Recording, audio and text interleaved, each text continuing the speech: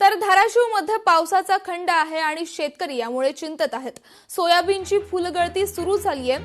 सरकारने वगळलेले ट्रिगर लागू करावे अशी शेतकऱ्यांची सरकारकडे मागणी आहे।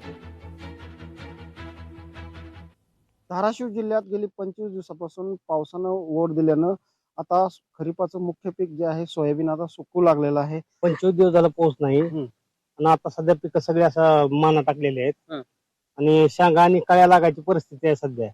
त्याचा काहीच इफेक्ट होणार नाही पाऊस नसल्यामुळे, काय शेताला सोयाबीनला काय त्याचा फरक पडणार नाही। आणि हे सोयाबीन आता सध्या गेलेल्या परिस्थितीत आहे सध्या। तुम्ही बघता ही सोयाबीन पूर्ण असं माना टाकलेली आहे सगळं सोयाबीन सध्या।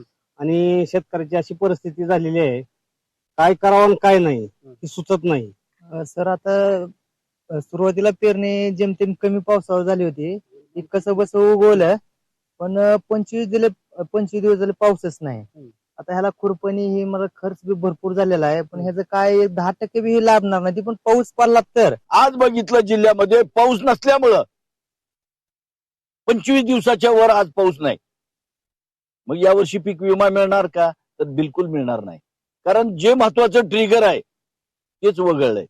आणि मग हे ट्रिगर पुन्हा एकदा लागू करणं आणि त्यामुळेच मग शेतकऱ्याला 4 पैसे मिळतील।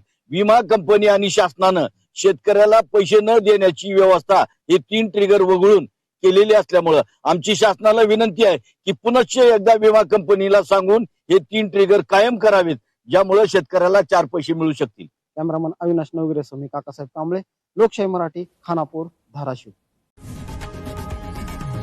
लोकशाही मराठी ऐका, पहा, जागरूक रहा।